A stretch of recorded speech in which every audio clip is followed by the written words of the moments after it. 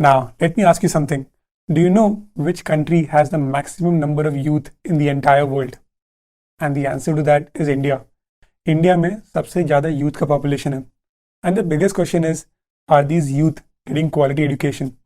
I mean, yes, I know we have IITs, we have NITs, we have the IIMs, we have a lot of top reputed colleges. But is the youth getting quality education? If yes, why are so many students moving abroad to other countries? Why the India's illiteracy rate is extremely high? So in this video, we're going to talk about all of that. We're going to talk about the dark side of the Indian education. We're going to talk about the flaws in the Indian education and what are the possible solutions to it. So make sure you do watch this video till the end, and if you do find this video useful, make sure you do subscribe and you do like it. Now, after India got its independence, the constitution amended 6 rights, out of which one of them is the right to education, which clearly states that every single child between the age of 6 and 14 needs to have an education and they can have free education. But is that the case? Absolutely not. In India, nearly 3.2 crore students have never been to school. If you see the illiteracy rate among women, it shows that around 30% of women in India are still illiterate. So the illiteracy rate itself is extremely high. So one of the biggest problems or one of the major drawbacks in the Indian education system right now is the subject of religion. In India, religious activities is considered to be extremely sacred. And right now, the Indian education system is also teaching students different religious subjects or different religious activities. Now, when you're teaching about religion, it creates a lot of chaos, and it is unwanted chaos purely because it is dividing the people. Now, when you're teaching religious activities, if you're only teaching one subject, which is particular to one single religion, then it will be creating chaos. So instead, colleges, schools, or universities should ideally be not focusing on caste, creed, or religion.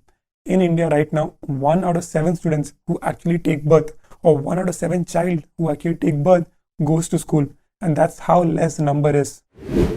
Now, the second major drawback is digital learning.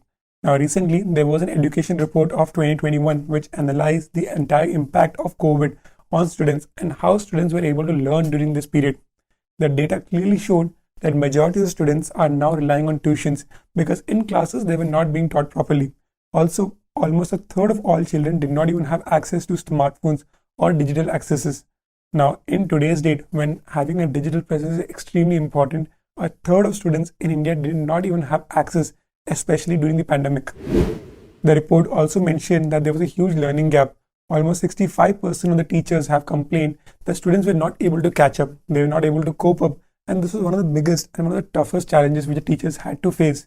Also, in today's date, when Jio has made the internet so cheap, the data is available at such a cheap price, almost 87% of the schools in India still don't have internet facility. And this brings me to the third point, which is the infrastructure. Now, right now, definitely the government is adding more amount of money into the education sector. There is the budget 2020, budget 2021, budget 2022. So every year, government is adding money into the education sector. But even then, the schools in India are extremely poorly maintained. They do not have proper urinals.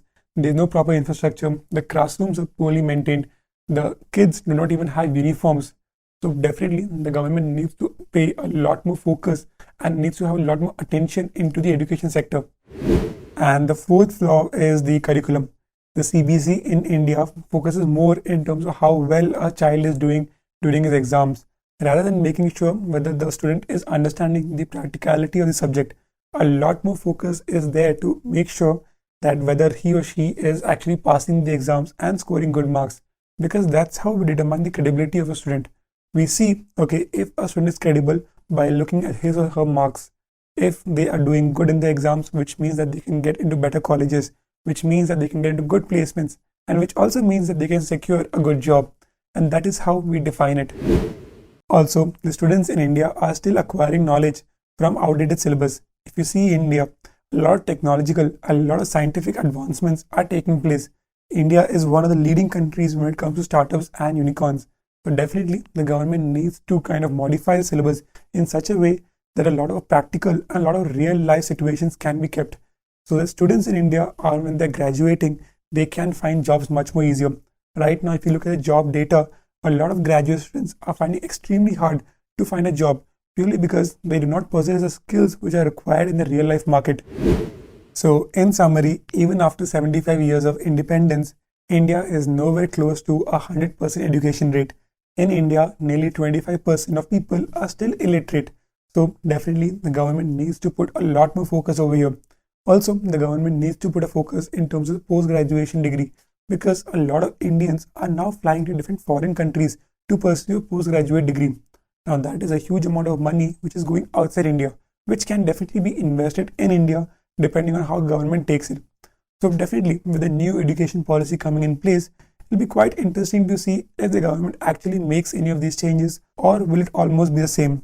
So if you did find this video useful, if you found any value in this video, make sure you do like it, you do subscribe, and I'll see you all in the next video.